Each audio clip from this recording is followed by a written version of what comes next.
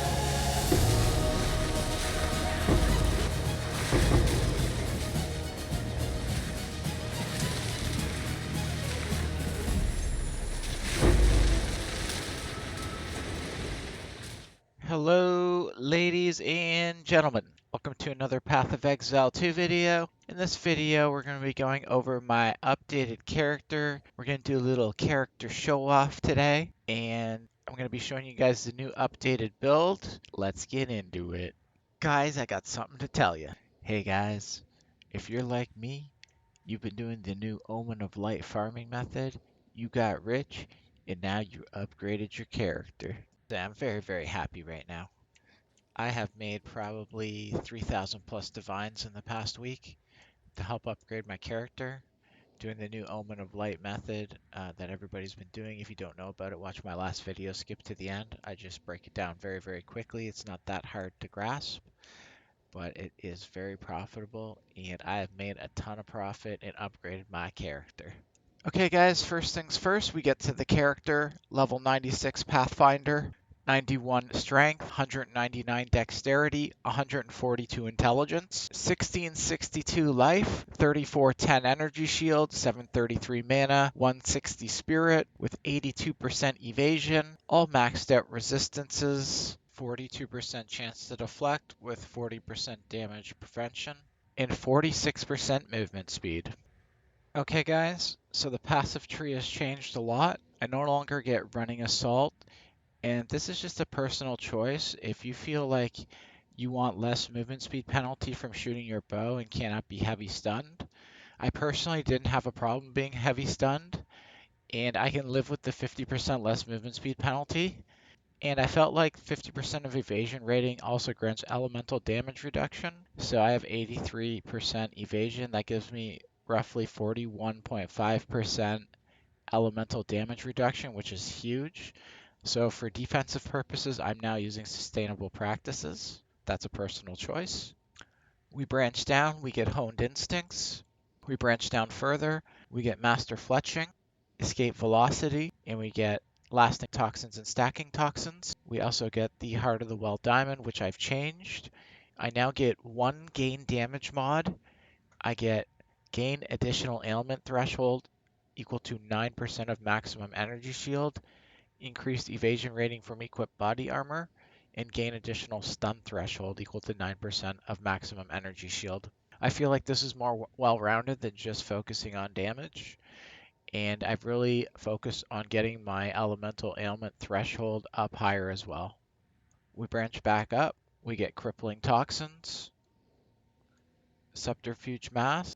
We branch down, we get wrapped quiver, we get our dazed nodes, we get our crit nodes, we get our toxin nodes, and then we still have our same time loss sapphire, increased maximum energy shield for small nodes, and for notable passes we get 1% extra mana on kill, which gives us 5% mana on kill, and we also get increased magnitude of damaging ailments with critical hits and increased effect of notable passives, bringing our magnitude to 9% and giving a small buff to all of the other passive nodes.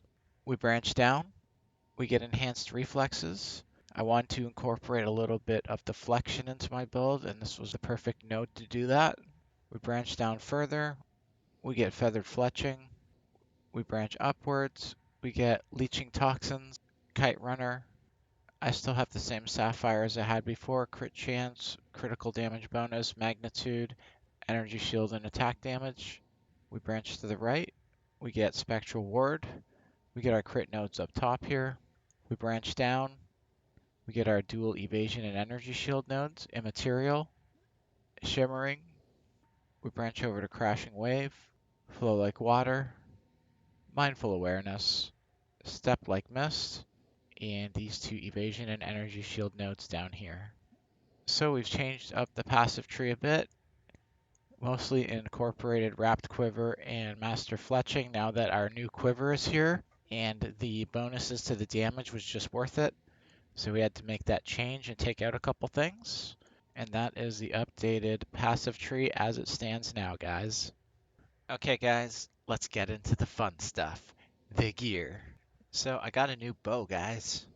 It's got good flat damage. It also adds lightning damage, which is fine because it contributes to poison magnitude with our plague fingers. It has 16% increased attack speed. I opted to go with increased attack speed over Onslaught because it's always activated, and I found that Onslaught didn't always activate with poison attacks, so I just wanted something a little more consistent. We still have our +3 level 2 attack skills, and so this bow just does slightly more damage than my old bow. Other than that, it's very similar. I use Count Zeska's rune for one additional arrow, and Idol of Thurlundra for targets can be affected by +1 of your poisons at the same time. Next we have my helmet. It's the same energy shield helmet that I had in the last video. 625 energy shield, 36 fire resistance, 39 cold resistance, 39 lightning resistance.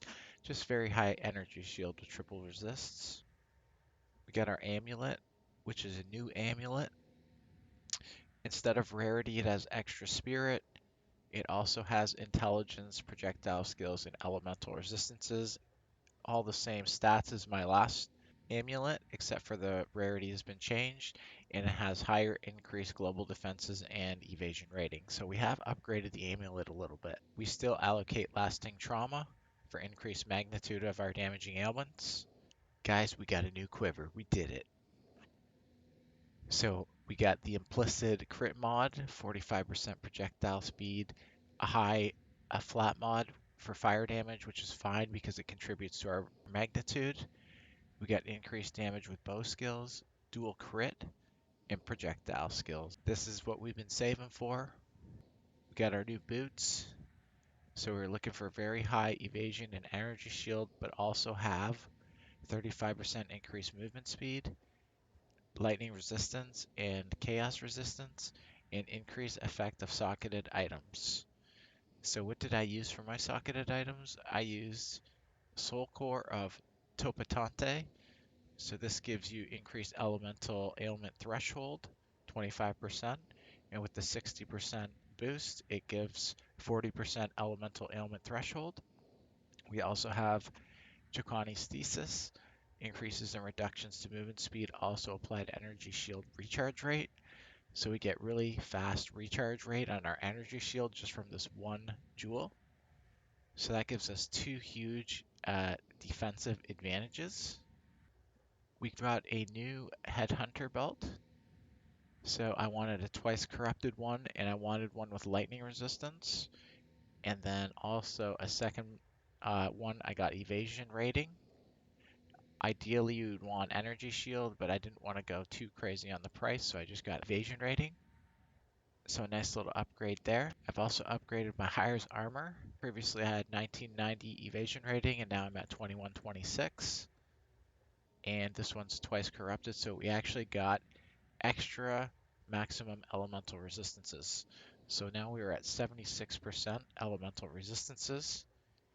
And our elemental ailment threshold, which I didn't show you guys earlier, is 2003, which is very high. So you think of a monster that you attack and it has super high elemental ailment threshold and how hard it can be to kill sometimes. Now you can apply that to yourself. We have our same Plague Finger, effective poison you inflict on targets that are not poison, and magnitude. With our magnitude and chaos resistance gems. We got a new ring, guys. Check out this bad boy. 4 to 71 lightning damage, high cold damage, life, elemental resistances plus 22, chaos resistance 24, and 22 to cold and chaos resistances. Wow. So I love this ring. So I needed a little bit of life on my build because I didn't have any, so I was okay with sacrificing one flat mod for it. And then those Suffolk resistances are just as good as it gets. We have our same other ring as well, just super high damage, flat damage, with all resistances cold and fire resist. And we have our same life flask, mana flask, thawing charm, staunching charm, and soon to be replaced amethyst charm. And that is it for the gear, guys. We've made some big upgrades. Okay guys, let's take a look at the skills. We've incorporated a bow shot to help us with our bossing, just in case we run out of mana or something on a boss. It's just good to have a backup. So we use Stoicism 2, Deliberation, Poison 3, Deadly Poison 2, and Projectile Acceleration. Our Poison Burst arrow has Poison 3, Deadly Poison 2, Bleed 3, Bursting Plague, and Projectile Acceleration 3. Gas arrow has Deadly Poison 2, Bursting Plague, Encroaching Ground, Projectile Acceleration 3, and Escalating Poison. That's a big change that I've made since the last video. Toxic Growth, Deadly Poison 2, Long Fuse 2, Concentrated Area, Poison 3, and Projectile Acceleration 3. Despair, Rapid Casting, Prolonged Duration, Heightened Curse, Ritualistic Curse, and Focus Curse. We're still using Thunderstorm, Shock Conduction, Magnified Area, Electromagnetism, Coursing Current, and Static Shocks. And if you want more in depth on the skills, my last video explains a lot of why I use them. Basically, you just get a big buff for your damage by using Thunderstorm and shocking enemies. We still use Herald of Plague with Uhtred's Exodus, Herald of Blood, Poison 3, Bleed 3, Bursting Plague, Deadly Poison 2, and Magnified Area 2. Wind Dancer, we use Blind 2, Maim, Bleed 3, Poison 3, Bursting Plague, and Ghost Dance, we use our Extra Spirit on Cannibalism 1, Herbalism 1, and Precision 2. And that is it for the skills, guys. Not a ton has changed in the skills. So we have put a lot of emphasis on total defensive stats in many different areas. Ailment threshold, reduced elemental damage, higher evasion, some deflection, energy shield, just trying to incorporate everything into the defense, even a little bit extra resistances. But at the same time, still trying to maximize the offense, increase damage, and map clearing ability. And that's it for the new video, guys. I hope you enjoyed, and I'll see you in the next video.